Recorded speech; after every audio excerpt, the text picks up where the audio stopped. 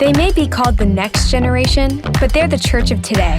Reach, disciple, and mobilize students to share the hope of the gospel. This is the GenSend Podcast with Shane Pruitt, Paul Worcester, and Lacey Villasenor.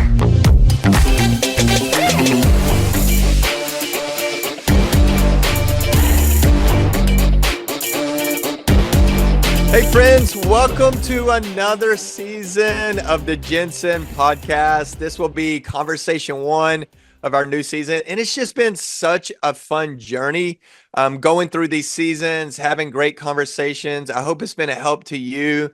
Myself, Paul, and Lacey have just all been overwhelmed really in the recent year of just hearing constant testimonies, constant feedback, conversations about how much this podcast has meant to you. So thank you so much for engaging with it. We just want to encourage you, if you haven't already, give it a rating on whatever podcast platform you're listening to, because that really helps us. And then share it. Share it on your social media. Share it with those in your ministry. Share it with other ministry friends. If you find this helpful, please help us spread the word about it. And it's been so awesome to just take this journey with you. And we're excited to continue this journey with you, because this new season, I am pumped about. You know, every season's been awesome, but I'm so excited about this upcoming season because there's going to be so many great conversations. Just some of the ones that really jump out to me that we're going to have this season is one is on closing the gaps in ministry, and really talk about closing that gap between student ministry and college ministry and how to bring those worlds together to work better together. And we're going to hear from collegiate leaders of what kind of students they see thrive on the college campus. And then we get to hear from a student leaders talk about what does it look like for this new generation that's rising up that will be heading into college ministry. So we're excited about that. Another topic that just kind of jumps to mind is we're going to have some special guests on this particular topic, and it's going to be leveraging your life for the gospel, but from a student's perspective. So, Paul, we got some very important guests that will be with us on that day. Paul's son, Owen, will be with us, and then my daughter, Harper, will be with us. So they'll be a part of that conversation. Another one that stands out to me that Lacey and I were talking about that we're really excited about is an episode that's going to be basically called Too Much Therapy. Has there been almost too much of a focus on mental health, too much focus on really just therapy and counseling? Like, it's much needed, but have we almost started to make an idol out of our thoughts and feelings and emotions? And so we're actually going to bring on a pastor for that, who is also an LPC, a licensed professional counselor, and get his thoughts and his feedback on this. So many great conversations coming up, those that I just mentioned and others. So be sure to continue to engage with us this whole season. Also, another quick resource that we want to point out that is new is a fully online evangelism training course that's called Creating a Culture of Evangelism. We have one specifically for youth leaders, one specifically for collegiate leaders. And this is one of the most comprehensive trainings that I've ever seen or been a part of, literally where we start with the soul care of the leader all the way to how to mobilize students to go share the gospel, and then everything in between. It's 15 videos, it's downloadable guides, it's self-paced, it's something you can dive in, but also share with your leaders. It's almost like a course that you would take in seminary or Bible college, and it's all free. So you can check out all those things at gensend.org. Again, that's gensend.org. But the commercials are over. Paul, Lacey, welcome to another season of the GenSend Podcast. How are y'all doing, friends? Doing really good, man. It's been such, like you said, man, constantly people texting me, or when I run into them at events, are like talking about specific episodes, how that impacted them. And so, yeah, I'm really pumped about this one. I feel like we're going even a little deeper on some topics and bringing in some different perspectives. Like our kids that we're going to bring on, they're 13 years old. So it's going to be interesting. At least Owen is. He's in junior high. So it's kind of like, it's going to be really interesting to hear their perspective. So it'll be fun. I'm just pumped about this season, man. Yeah, we're gonna finally get a Gen Alpha voice on here, because that generation is they're already in middle school, they're gonna be entering high school, so they're coming and they're ready to take over. So I'm excited to hear from them, excited to hear from even just like people who are doing collegiate ministry right now, and we're gonna get to talk to Preston Perry, I think, at some point. Yep. So we got some exciting voices. I'm excited for this season, and it was really great we did Collegiate Coaching Network this past fall and Youth Leader Coaching Network, and yeah, it was great to see so many of you that listen to this podcast, hear from you guys, and just hear about how it's impacting you, your ministry. That's been a lot of fun. Absolutely. And Lacey, I'm so excited about our guest today. It's a very special guest. I'll let you do the intro, but I just want to say our guest today, I think out of this whole couple that he's a part of, he's my favorite. The other one in the couple is pretty mid, as the Gen Alpha would say. That's some Gen Alpha, like pretty mid, No, I'm just kidding. All right. So Lacey, why don't you introduce our guest? I just want y'all to know that today I read a tweet from Shane, and it said, sometimes if you have a car that has heated seats, it goes from needing them to like stay warm to needing them for a stiff back. And he was talking about how he needed it for a stiff back. So yeah, that's right. That's old man problems. Hashtag old man problems. Yeah. No, if you are watching on YouTube, which we are on there, if you didn't know that, we're on YouTube, and I have a guest with me today. It's my husband. I'm super excited to get to dive into his story about his calling into ministry and where he's at now, what he's going to be stepping into. So it's going to be a lot of fun. I know in the past we've done a webinar over calling out the called. You might have even read Shane's book, Calling Out the Called, which I know has been a really helpful resource. And Paul and Shane have just really had the privilege of getting to hear these amazing stories of students responding to a call to ministry. They've also, gotten to give those invitations to people and just seen hundreds of students say like, yes, I want to do this. I want to enter some sort of ministry in some capacity, whether it's overseas or here, vocational. And so today we're just going to dive deeper into that. We're going to dive into what it looks like to navigate a calling into vocational ministry, whether you're in high school, college, maybe you've even graduated college and you realize like, oh, I think the Lord is, calling me into this. I think I might need a career change, whatever it is. We want to talk about all the different seasons, what that can look like. And so this might be a great episode to listen to if you have a student that you're mentoring through this conversation, through this calling, or if you just want to send this to a student who has responded to a call to ministry, this would be a great episode to send to them. So Mauricio, welcome to the GenSend Podcast. So excited to have you here. Mauricio started out as a student intern at our church, became the youth pastor, campus pastor, and now he has stepped into church planning. We're glad you're here. Excited to be here. This is awesome. Well, let's start here. And you answer first, and then Shane, Paul, I want to hear from you guys too. What was your calling into ministry like? Walk us through that. How did you know the Lord was calling you specifically into vocational ministry? Yeah, no, that's a great question. I think in the beginning, I had an encounter with Jesus when I was 17 and got kind of pulled into the church. And part of my story is I've always kind of had a critical eye for things, not in a good way, not just a critical eye, but sometimes even a critical spirit, where I would see things and I'd go, oof, that doesn't look good, or hey, that's broken. I would do that different. And when I had first decided to follow Jesus, I remember thinking, Lord, you need to fix that. Lord, hey, do you see this? Like you need to raise up something. You need to send somebody out to do this. And one day the Lord was like, yeah, why don't you do something about it? So really my journey into ministry was, there'd always be an opportunity and someone would say, hey, will you do this for us? And for me, it was, okay, sure. I'll push some chairs. Hey, will you lead a small group? Yeah, I'll lead a small group. Hey, the youth pastor's leaving. Well, will you step in and will you do that? Sure. Yeah, absolutely. And before I knew it, a few years later, I looked back and I realized, wow, everything I said I wouldn't do, I did. And it was just the Lord saying, hey, will you step up and will you go and do this? That's awesome. Yeah, I love that where you just started, you grew into it, the role, and even starting, you've probably even seen the meme where they say, hey, you're called to ministry, but you won't set up chairs. we have to be willing to serve.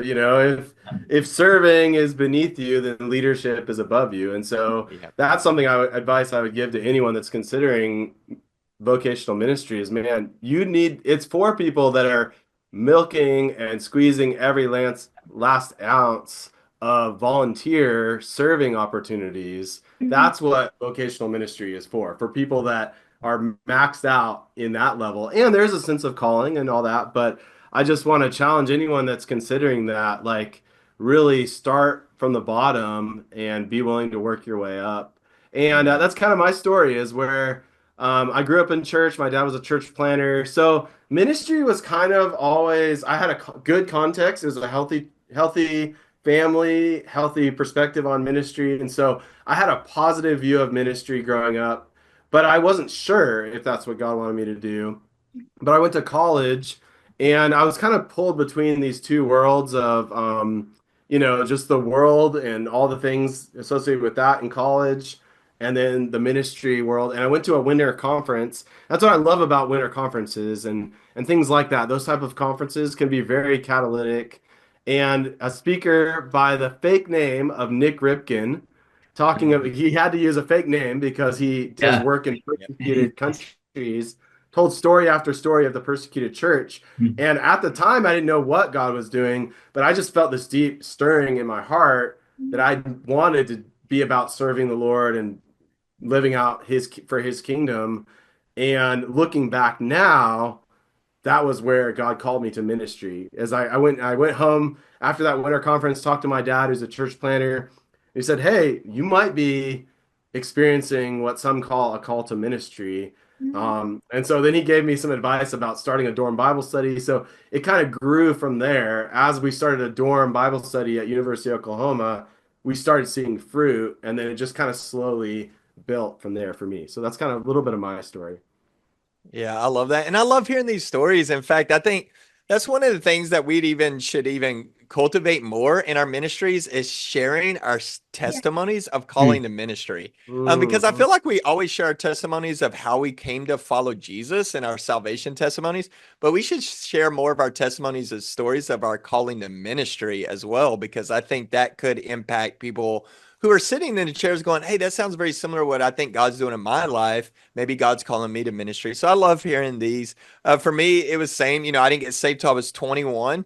And I basically went to Bible college because my pastor told me to, because at that time, he was like, "What are you going to do with your life?" I was like, "I don't know," because in high school and college, I was moving in and out of my parents' house. I was failing out of junior college. That's almost impossible, but I was doing it. So he goes, "Hey, why don't you go to Bible college and learn the Bible until you figure out what God's calling you to do?" And I didn't even know there was a Bible college. So I just remember looking at the degree programs. I didn't see any math classes, and I was like, "The Lord has spoken. This is what I'm supposed to do." And so the next semester, I went to Bible college, and really in Bible college is where I was discipled, especially that first year, because I was a brand new Christian. I'd carried a lot of junk, in with me, even to Bible college. And, I was still, probably getting in fights on the basketball court and stuff. And they're like, "Hey, hey, this is Bible college. You can't do that," And so, but I had some great professors that really took me under their wing, started discipling me. So I always say at Bible college, got a degree and learned some good doctrine and theology and how to do ministry. But probably more than anything, that's where I was discipled. And about 1.5 to 2 years into that journey, really felt God calling me to ministry. So that's when I surrendered to that call, and I really believe that was God was ultimately calling me to preach and teach God's word, make disciples, and to point people to Jesus. Yeah. And so I look back and go, I think that's when God really revealed to me what he was calling me to do in ministry leadership. But when I look at full surrender, I think for me, I probably surrendered to ministry the night I got saved, but didn't even realize that God was calling me at that time, because I just remember being so broken and in tears and going, "God, I just want you. Jesus, whatever you call me to, the answer is yes." And I think that's even a good reminder for all of us in that obedience aspect, even those that are listening, to go, hey, the moment you say yes to Jesus at salvation, yes is the only answer you can ever give him again, because you can't say no, Lord. That doesn't work. Or no, King. That doesn't work. And so I really think that full surrender came at salvation, and then the Lord revealed what that looked like a couple years later, and then surrendered to that call. And then so thankful for some leaders that discipled me, and then even let me start serving, and knowing that I was going to make a mess of things, but also knew that that serving aspect would be a part of that journey. Yeah. Yeah, I love hearing the different stories, and I'm similar to Paul, where the Lord actually captured my heart for the persecuted church first, Mm. and seeing how bold they were, and just seeing the ministry they were doing under such intense threat and persecution and harm to themselves and their family. I was like, oh man, if they're willing to do it there, I've got to be willing to do it here. And that wasn't even necessarily vocationally, it was just sharing the gospel, discipling people, just the day-to-day Christian life. And then through that, kind of the Lord opened doors to ministry, where I'm able to do what I'm doing now. But it is so cool. It's a combination of, yeah, the Lord like putting burdens and passions on your heart, and then people speaking into your life and doors of opportunity, opening up. And I know, Shane, you kind of mentioned this a little bit, but Mauricio, how did you discern your next steps once you knew the Lord was calling you into vocational ministry specifically? And were there things that mentors or maybe professors like Shane did or said that were just most helpful in helping you navigate what training or internships, whatever it was that you should pursue and do once you knew this calling was happening? Yeah, no, that's great. So, actually, for me, when I looked up one day and I realized, okay, I'm serving in the church, I actually had somebody who said, "Hey, Mauri, will you come with me to South Africa on a mission trip?" And for me, my initial reaction was like, "Man, you don't know my story. Trust me, you do not want me on a mission trip." And I shared my story with him, and he was like, "No, you're exactly who we want on this trip. Come with us." While we were on this trip, I got to see some men, specifically business leaders, who had given up their vocation as business leaders to serve in the ministry. And when I got on a plane coming back, we were flying back to Washington, D.C., and we're coming over, the Atlantic. That's all I could think about is like, why would these guys abandon their careers to serve people? And I had this moment where I remember staring outside just the window, and it's nighttime, it's dark, and it just hit me, and I realized, whoa, like these guys had such a powerful encounter with Jesus that what they would rather do is tell people about Jesus. So I just kept asking myself, like, are you willing to do the same thing? So when I came back, we landed the next day. I texted a friend of mine who, he's a guy in our church who's a little bit older than me. He's a dad, and he was kind of discipling me at the time. And I just said, "Hey, can we get coffee?" So we ended up getting coffee or food. And one day I just told him, "Hey, what does this whole ministry thing look like? I think God might be calling me to ministry." And he said, "Hey, what you need to do is you need to talk to as many pastors, missionaries, seminary professors, people in ministry, and ask them what their calling was like." So the next day I went to Office Depot and I got a little yellow legal pad, and I started writing as many questions as I could. And I started setting up meetings with as many youth pastors, missionaries, whoever I could, basically get a meeting with. And in a few months, in a month or two, I filled up like that whole little legal pad.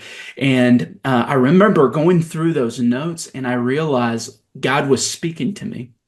It was almost as if he was laying out a plan for what I needed to do. And kind of at the top of that plan was, "Hey, Mauri, you need to look for two things.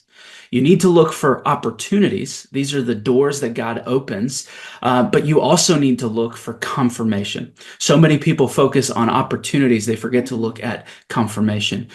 Opportunities are, "Hey, come serve here. Come push chairs. Hey, be an intern. Hey, come be a youth pastor." And some people get so caught up on the opportunities, they forget to ask, "Hey, is there confirmation in this door?" And so the very next day, I sat down with the youth pastor at the church that we're serving, that we attend, and that youth pastor said, "Hey, there's an opportunity to be an intern. Will you come and serve?" And I thought, that's an opportunity. I'm going to step in and see if I find confirmation. And fast forward, 11 years. that's what ministry for me looked like. It was, hey, there are some doors, and just because there's a door that's open, that doesn't mean that that's from the Lord. It just Right. means, hey, I'm going to check it out. And if there's confirmation, which can come in different forms, like a job opportunity, public praise, private praise, and for me, like unspeakable joy. Like when you do it, there's something that lights up inside that just says, whoa, like I was made for this. So I would say for me, it was opportunity, confirmation, and then most importantly, I think is, finding a guide. For me, these were men that were discipling me, and discipleship, like Shane, just said, hey, discipleship is more than just mentorship. It's not a 1 hour meeting. Hey, let me tell you what I think. Discipleship is apprenticeship. It's someone that's pulling you up into their life and saying, hey, here's an opportunity.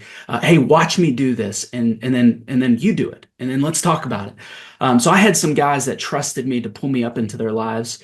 And that ended up helping me navigate my steps. I ended up going to school, Bible school, later seminary, stepping into some opportunities here in the church. And it's because I had some guides. That's good. Yeah. Yeah. I That's love so that. good. Yeah. And I think when you're kind of navigating, like, okay, I think God's calling me to ministry, and you're trying to, like, I love what Lacey asked, what discerning some of those next steps. And I agree with everything Mauricio said. And, Lacey, you brought up the book, Calling Out the Called, that myself and Scott Pace wrote. One of the areas we talked about, how do you discern if God's calling you to ministry leadership? And I think, first of all, we'd say on some level, if you've been bought by the blood of Jesus, you have the Holy Spirit of God. We're all called to the ministry of reconciliation, right? 2 Corinthians 5. We're all called to know Jesus and make Jesus known. But how do I know if I'm called to ministry leadership? I think there's 3 affirmations. First of all, there's that internal affirmation that only comes from the Holy Spirit himself, right? Like God calls people to ministry. And so even in there, wrote, we want God called people, not grandma called people. You know what I mean? Like you don't want to go into ministry because your grandmama said you're going to be the next Billy Graham. That's not going to go well, right? So like you want God to call you to ministry because it's the Holy Spirit that empowers, and it's the Holy Spirit that's going to get you through those dark nights of the soul, because there's going to be plenty of those in ministry leadership.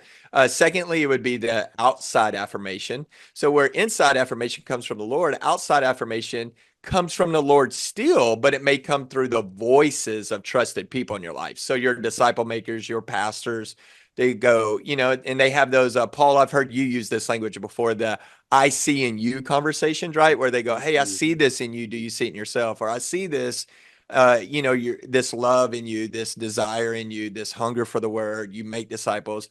Do you believe that God's calling you to ministry? And sometimes God affirms that inside calling by outside voices that are trusted that God's speaking to. And then I love what Mauricio just said, that opportunity affirmation. I really feel like a calling to ministry leadership is not something you have to chase. In a sense, it chases you down, and so God's going to give you opportunities to serve. But I think some of the greatest advice I got was like, don't just sit and wait for this, like, these opportunities to rain down from heaven like manna, meaning there's opportunities around you every day. So just jump in. And sometimes God's going to reveal that specific calling in your life through serving. So sometimes calling reveals itself in serving. And sometimes God will show you what you're not called to do through serving, right? You may serve in the children's ministry and you're like, the Lord has not called me to this. And that's a very valuable lesson, right? Yeah. Or you jump in, to children's ministry or youth ministry or college ministry, and you're like, I love this, man. There's a passion here. I really feel fulfilled in this, almost like I'm living out the purpose of my life. And that's God revealing himself through serving. So I want to just say, just jump in. I think one of the mistakes we make sometimes when we feel called to ministry leadership is that's always the first question I ask. So if a young guy or a young lady, or even maybe an adult guy or adult girl, girl says, hey, I think God's called me to ministry leadership. I'm like, awesome. What are you doing now? And they're like, what do you mean? Almost like they're waiting on the sideline to maybe get a college degree or a seminary degree, or they're waiting for somebody to ask them to do something, or they're waiting for God to write a sign on the wall, like in the book of Daniel. And I'm like, no, like go jump in now, start now, because that's where that growth happens. God's going to typically reveal specific calling in serving. So just jump in now. And then I'd say the last piece of advice that somebody gave me that was super helpful was early on in ministry. They said, hey, Shane, you focus on the depth of your ministry. Let the Lord take care of the width and platform of it, which I think is such a word for today, especially in this social media era.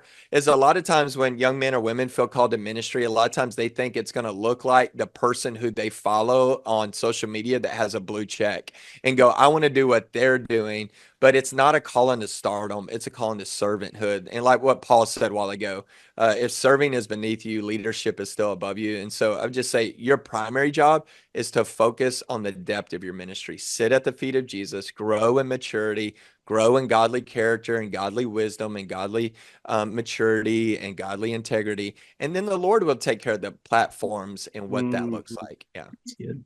Yeah, that's powerful. And to riff on what you're sharing a little bit, like it's you ever tried to steer a car that's not moving? Like try to move the wheel, like it just is impossible. And so it's important for us, if we want to be serving the Lord, God is a lot more likely to direct us if we're moving full speed towards his mission. God directs and guides people that are really trying to serve him with their whole hearts. And it starts right where you are. And so a lot of college students listen to this podcast. Man, reach your peers with the gospel. Find opportunities to serve your church now while you're a college student. And then God will open doors and God will provide and confirm things over time. And I do think one thing, Mauricio, you mentioned was just this sense of joy and God's pleasure. I think that is so important that even I'm a little tentative about the language of surrender to ministry, as if it's something that you don't want to do, that you're like, okay, finally, I'll surrender to ministry. No, I mean, I think what it should be in most cases, the most healthy place is, man, you can't think of anything else that you would rather give your life to. Yeah. You're just frothing, to use a surfing term. You're just so excited to serve the Lord. I mean, Romans 12:11, never be lacking in zeal, but keep your spiritual fervor serving the Lord. And then even another place it says, if it's in leadership, talking about spiritual gifts, if your spiritual gift is leadership, do it with zeal, do it with a work ethic. And so really, that's what I look for when I look for potential staff. When I was leading recruiting staff for our college ministry, man, I wanted to look for someone that I didn't have to motivate, that they were already just grinding. They were already hustling in the ministry. And those are the people I'm like, hey, maybe they would do really good in a full-time, maybe intern level role to explore a call to ministry. So it doesn't always have to be. Sometimes they can step into an internship or a kind of 1 or 2 year commitment to explore the potential call to ministry. So that's another category I have as well.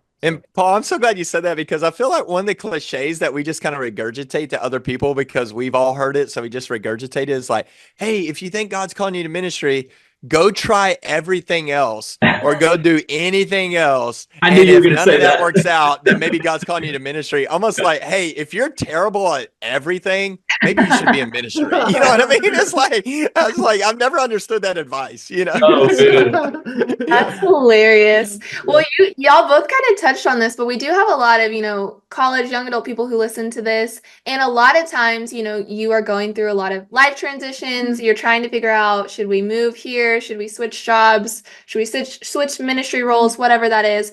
And I know, Mauricio, you've had to navigate some different roles and when to step into different roles. I know you guys have done that. Y'all have held various roles throughout your life and careers and all the things. And so how do you guys navigate, Mauricio, why don't you start us off, when to leave a ministry assignment, when to move into something else? How do you navigate when the Lord is doing that? Because you're right, sometimes there's just a lot of opportunities. How do you know what's from the Lord, what's correct, those kind of things? Yeah, no, I think that's something that, I think you and I have been wrestling with just recently. I think I think a couple things. I think the first thing that comes to mind is like, hey, make sure you're never running from something and Mm, that you're running towards something. God doesn't contradict himself. Yeah, that's Is, good advice. God is not the changing God that changes his mind on things. He's consistent. And so if he called you to something, he's not going to call you out of that thing unless he releases you. And so I think it's important to ask the question, am I released from this? What he called me to, was I faithful? Did I finish well? I had somebody early on tell me this. I was 19 and he looked at me and he said, Mauri, where you invest your 20s is going to serve your ministry in your 30s, 40s, and 50s. So invest your 20s well. I think for me, what that's looked like is finding a gospel-centered church that loves Jesus, that is passionate about developing the next generation of pastors and investing there. And so for me, my 20s was serving there, in youth ministry as an intern, pushing chair, all that stuff. And there were tons of opportunities that would come up. And what would happen is sometimes those opportunities would be a little tempting and it'd be like, ooh, that sounds awesome. I would get to preach. My platform would be a little bit bigger. I would look really awesome, if I did this, that, or the other. And I would always think back to hey, where you invest your 20s will set you up for your 30s, 40s, 50s. And so for me, something that was, not a true north, but something that helped me stay grounded was thinking like, hey, what's going to make me a better pastor when I'm in my 30s, 40s, and 50s? Another piece of advice I got from another pastor was, hey, when you're in your 20s, you need to do this annually. You need to get away for a day, maybe even a weekend. And what you do is in silence and solitude, you seek the Lord and you ask the Lord, Lord, do you want me in this ministry role for this next calendar year? And sit in silence and solitude. And if God says yes, then that's where he wants you. And so what you do is you put that book back on that shelf. And if opportunities come up that year, you don't entertain them because God has already spoken. This is where he wants you. But if he doesn't say anything, if he doesn't say, hey, this is where I have you, then what happens is if opportunities come up, that may be from the Lord. And so you do entertain them and you think about them and you pray about them. That's for me kind of what's happened in this last season. We've been serving at our church. I was serving as a campus pastor and served there for almost 5 years. And a little over a year ago, I was kind of in that place and I was just asking, Lord, do you want me here for another few years? Is this where you want me? And unlike previous years, the Lord did not say yes. And so we started thinking about, okay, if the Lord is saying, hey, this is not where I have you this next year, then I think I'm going to start looking. And that's when we started to sense a call and a pull towards planting a church. So ministry looks different. I think the point of seeking calling is not necessarily the ministry, but it's more about getting really, really good at discerning the voice of the Lord and following his voice.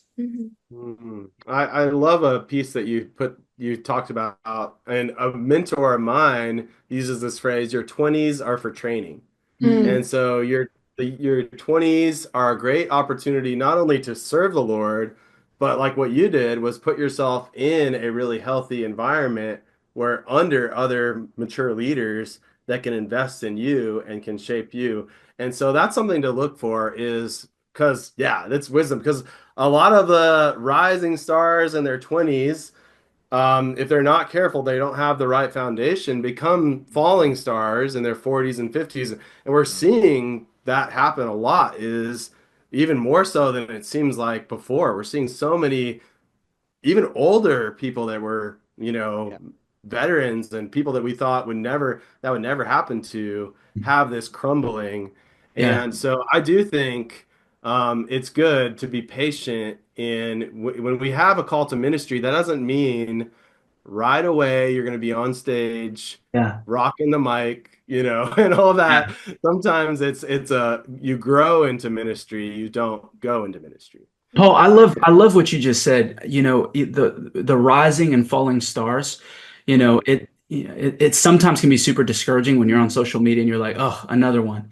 When you look at the why, it's like, hey, Satan he's patient. He's not in a hurry to take you out. What he does is when you're young, he plays hooks in your mouth and he doesn't pull them. He waits until you're at the height of your ministry and at the height of your influence, so that he can wreak the most havoc in your family and in your church. And so when you're young, you gotta get those hooks out. And one of the ways you do that is, like you said, I mean, invest your 20s in a place under some incredible leadership where they're going to call that stuff out, and you get to pull those hooks out when you're young. Man, that's good. Yeah, and even for me, before I had a genuine call to vocational ministry, but there was a few things that my wife and I needed to work out, even in our new marriage, where we realized, hey, we were having arguments and things like that, where it's like, hey, we're not quite ready to step into a full-time ministry role. So I took a few years of very humbling years, because I thought right out of college, I'm going to go straight into ministry and I'm going to kill it. And I'm going to have this, all this stuff. But I was humbled by just my own sinfulness and some immaturities that I had, that I had to work normal, jobs that I wasn't passionate about. And just to but the Lord used that season to humble me and teach me a lot of lessons that I wouldn't have otherwise learned if I just went straight into ministry. And so that path to ministry leadership is not always a direct path. Sometimes you got to go through the wilderness to get to where it seems like God's calling you to go. Yeah, I love that. And I just thinking about what you're talking about of staying faithful, staying close, staying clean, those things that need to be repented of and worked through in your life. And then in that same vein, I love Kevin Ezell, our president at the North American Mission Board, tells me this all the time. I think it's great leadership advice for leaders. He says, hey, love Jesus, love your wife, don't do anything stupid. That's really good leadership advice right there. It's like, if we just stick to that, I think we're going to do well for the glory of God, and then how do we know, I think of my own life and my own journey in ministry, and it looks different for everybody. I understand that. But I found in my own life, anytime like I'm trying to chase something or chase a new role or new position or something like that, it just never worked out. But every time I was just all in where I was at, faithful where I was at, eyes focused on the ministry God called me to, then, sometimes God would open a door, and then that's when we would pray.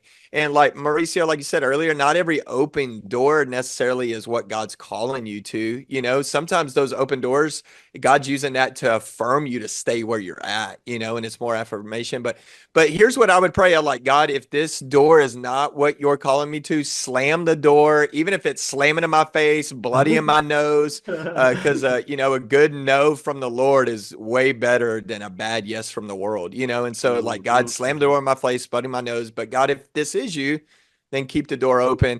And there's this quote that is from Jill Briscoe that I just wrote it in my Bible. I always remember it. And it's a helpful daily reminder if you're in ministry and maybe you're questioning if you're at where you should be, or you're feeling a little anxious, or you're feeling a little antsy to look elsewhere. This quote is this from Jill Briscoe. I love it. It says, go where you're sent, stay where you're put, unpack, and give what you got until you're done. And I think the Lord is the one who tells you when you're done. I think so many times in ministry, we get a little antsy, and then where our eyes look up and we start looking for the next thing, in marriage, and it's not good for like a husband or a wife to have a wandering eye, right? Where you're looking at other people. I think in ministry, sometimes we have wandering eyes. We're not very thankful of where the Lord's put us. So our eyes are always wondering and looking for the next opportunity. And I'll just say, hey, stay where you're put, be faithful there, and give all you got until the Lord says you're done. And when he says you're done there, it's because he's starting something new and different somewhere else, but it's the Lord doing it. Yeah. That's good. Good. Yeah, absolutely. I know Mauricio and I have both been at the same church for a really long time. And that was this is just maybe an aside. Girls, if you're looking to marry somebody, that was one of the green flags, was that he had been committed and rooted at a church for so long, and that he wasn't just, in this, looking for the next thing or even using student ministry as a stepping stone. He was truly just, I'm going to be faithful where the Lord's called me until, somebody approaches me with something else that's clearly from the Lord or whatever it may be.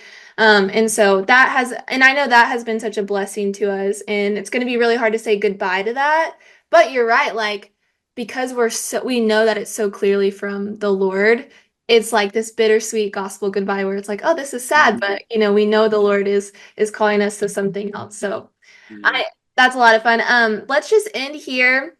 What advice would you guys give somebody who feels called into full-time ministry? What are some things they should be doing right now? And also, you can choose which one you want to answer. Maybe they feel called and opportunities just keep closing, doors keep closing, whatever it may be. How should they respond in that situation? Mauricio, you want to start us off? Yeah, no, that's great. I think the biggest thing is not wasting your development. Sometimes there's kind of the idea of like, oh, I'll have more time later. That is not true. That is not true. If you're not married, one day you're going to be married. Seasons change. One day, if you don't have kids, you one day will have kids. And so chances are you have more time now than you will at any point in your life later. And so don't waste these years and this time that you have to be developed. And so, like I said earlier, it's so important for you to be able to answer, I think two questions. One is who's discipled you and how did they do it? If your definition of discipleship is I had Bible study once a month with my leadership guru, then that's just not what Jesus had in mind. That's not discipleship in the New Testament.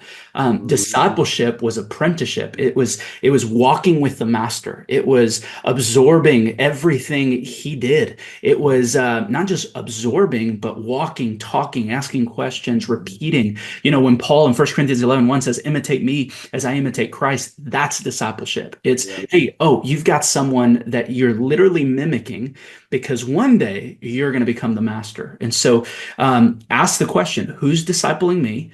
And how did they do it?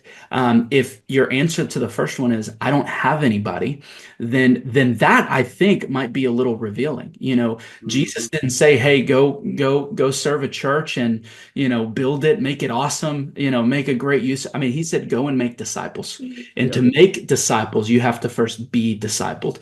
And so I would say, hey, figure out who's discipling you. And if you don't know how to articulate how they're doing it, think through it, process it, figure out, okay, how are they inviting you into opportunities to teach, maybe to share the gospel? Are you learning how to have conversations, with someone that may not know Jesus that lead to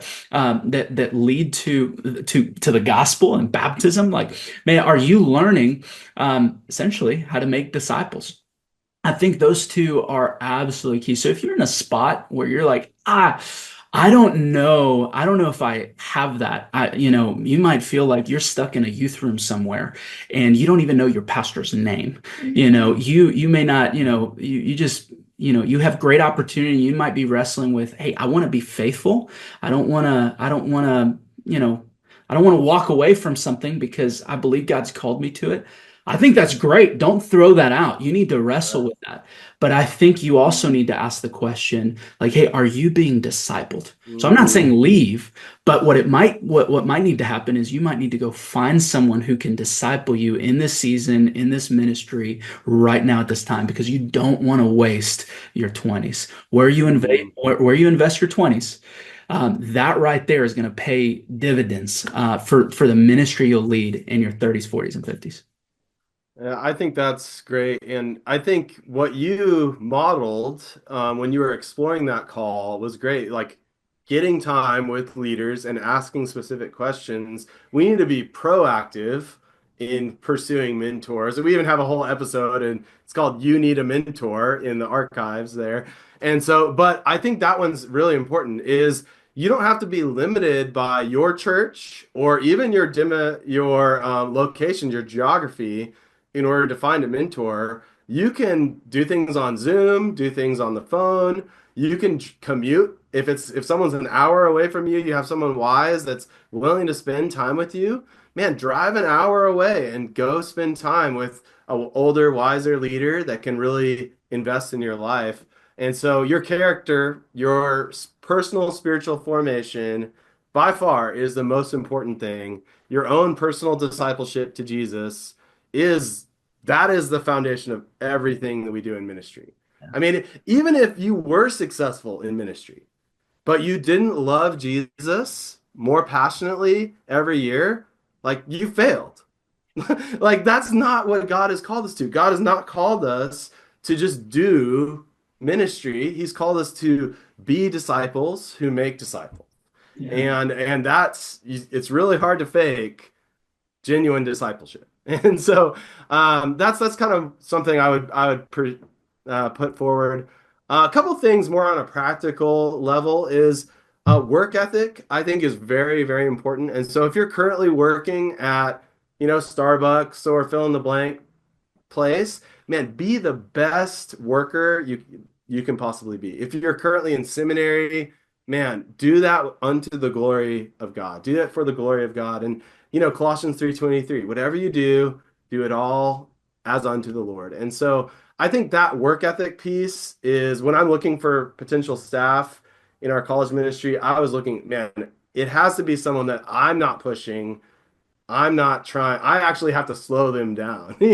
Sometimes, hey, you need to take a Sabbath. You need to rest. I'm looking for high levels of work ethic because it's just something I don't want to deal with. If I'm a pastor or a director or a ministry leader, I don't want to deal with quiet quitting or people being lazy in ministry. That's just the last thing that you want. And then another thing is your attitude. Your attitude. That's like more than just being a good follower, being a humble person, being an easy person to lead. Man, that will make you an asset on any team that you're on. And so those two things, work ethic and just general attitude. And the cool thing about those two things is those are things you can decide to do. You don't need to be gifted in them. You don't need a special calling. We're all called to have those two things. Yeah. And so your work ethic and attitude are something just to always continue to grow in, I would say. That's good. Yeah, such a great word, Paul. And man, I was wondering when you were going to cry in this conversation. I was wondering when you were going to get emotional, dude. It's the Owen episode. The Owen episode, we're gonna get all the. Yeah. It's got to be at least once in every episode. I just love it. Love your heart. I love everything Mauricio and Paul said, and I think the thing I just keep going back to sounds like a Sunday school answer, but it's the foundation of everything is your personal intimacy with Jesus. I think we're always going to be at our best when we're leading, discipling, teaching, serving out of the overflow of our own worship of Jesus. And I think some of the things that Paul, you were talking about earlier, Mauricio, you as well, as leaders failing and leaders falling, is I think there was a little bit in our mode of leadership development that we were doing for a while that probably didn't do us a lot of favors, because I remember there was a time in ministry, like if you would say, hey, I believe God's calling me to ministry leadership, people are like, okay, well, let's take your spiritual gifts inventory. Let's figure out what your law of the lead is. Let's figure out what your leadership aptitude is. Let's figure out, really where you need to grow. And what we did in that, and those are all good things. Please hear me. Those are all great things. Those are all great tools. But I think what we did too is we created a bunch of gifted and talented people, and we didn't work on really godly character and godly integrity. And then those gifts and talents put people on platforms that their character and integrity is not ready for yet. And you can't shortcut godly character and godly integrity. The only way to build that is time sitting at the feet of Jesus. Somebody else said it like this: if the light on you outshines the light in you, then eventually the light on you will burn you up. And remember, your primary identity is not being a pastor or a leader or a speaker. Your primary identity is to be a follower of Jesus. So do everything out of the overflow of that, and know that at the end of the day, the goal of every single one of us is to stand one day before the King of Kings and Lord of Lords. And we're not going to hear a well done, good and faithful youth pastor, or well done, good and faithful college pastor, or campus missionary, or leader, or worship pastor. Hopefully we hear well done, good and faithful servant. So approach everything as a servant, out of the overflow of your own relationship with Jesus. Yeah. Ooh, you're preaching now, man. I was like, gonna shout you down, man. That's good. I see that hand. We're getting each other fired up, bro. It counts. I know I almost started the conversation with saying this is going to be a long one because we have 3 professional yappers on here. And so just a warning. Yes. Hey, the other day, Harper, our 13-year-old, called me a D1 yapper. I was like, that's pretty funny. A Division I yapper. Yeah. It's hilarious. I'm going to steal that. I saw there's a comedian that we follow, and I told Mauricio, I was like, have you ever heard the term Yahweh yapper? And I was like, that's what they called this like preacher. They were like, he's a Yahweh yapper because he yaps. That's awesome. That's hilarious. Well, hey, guys, we have a new segment that we want to include on just every episode this season. We just want to share a tool, a resource, a book that has impacted us or is relevant to the topic that we're talking about. And we're just calling it the GenSend Book Club. So we're excited to launch that this season of the GenSend Podcast. And so whether you're looking for your next read or just looking to grow in this area of your spiritual life, whatever it is, each episode we're going to share about a book. And so, Paul, do you want to kick us off? What book do you have for us? How did it impact you? Yeah, I mentioned Nick Ripken, and he wrote a book called The Insanity of God that kind of chronicles his interviews with the persecuted church. And that book is amazing. We use it with our students. Actually, we do it during winter break or during like little breaks. We'll read it together and create like an online message board where they can talk about what stood out to them. And so that's kind of a fun little tool that will just encourage you personally, but you can use it as a tool to fire up students in the same way that God used it in my life. So I was thinking about like what was so helpful to me when I was thinking about ministry or entering ministry, and it was Disappearing Church, and then there's a follow-up book called Reappearing Church, both by Mark Sayers. He's really good at he's a pastor, but he's really good at understanding this cultural moment that we're in, and even the cultural moment that the Western church is in, the state of it. How do we help the church have a greater gospel impact? What are kind of the pitfalls? How, what's going on in culture? Both of those books are just so helpful in understanding what the church needs in this moment, what the culture needs in this moment, and having a good understanding of how do I best communicate the gospel to people today. And so both of those books, they're really short reads too. So they're super, like you could read them in a weekend. But both of those were really helpful. Mauricio, do you have one for us? Y'all, I have one. And every time you guys shared something, I thought of another book. So it's the professional yapper in him. Yeah. Oh, D1 yapper, D1 reader. That's D1 baby. Yeah. No, I'll so the first one that comes to mind is Jared Wilson's the Pastor's Justification. Great book. If you're thinking about like, hey, I think I want to be a pastor, man, he touches on not just like, hey, this is what pastors do, but like he really dives into like the function of a pastor, some things that maybe you thought of, but you haven't really spent some time really thinking about how practically this would look. I mean, he has great questions. So I would pick that thing up. And then there's a second one that I thought about. I don't remember what you said, Paul, but it was Nick Rip. Yeah, the Nick Rip. Great book. Great book. That book, by the way, taught me how to pray. Like that book is insane. But another great book is by a guy named Greg Kuchel, which did y'all interview him? Y'all may have. No, I don't think so. We should get him on. That'd be good. Hey, he's amazing. But he wrote a book called Tactics, and a lot of times we think about hey, I've got to equip myself, get my tool belt ready, with great conversations, knowing how to, answer questions, all that stuff. But sometimes we encounter folks that might believe different things. They might come from a different background, and we don't know how. We don't know how to share what we believe and why we believe it. And so his book Tactics, really, really short.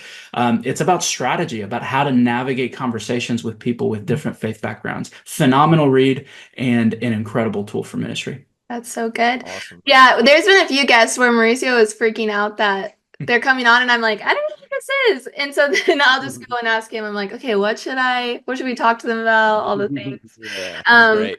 Those were great resources. Well, we will put all of those recommendations in the show notes. And so make sure you guys check those if you forgot a name. You can also watch on YouTube. We'll put it in the description. We also will include a link to the Youth Leader Coaching Network. So that's kicking off for the spring. So if you missed it in the fall or you have somebody that wants to join in, make sure they sign up. That is one of our favorite things that we get to do. That and the Collegiate Coaching Network just have significant impact, and they're incredible. So make sure you guys check those show notes. Thanks for listening, and make sure you subscribe and rate it. Thanks, guys.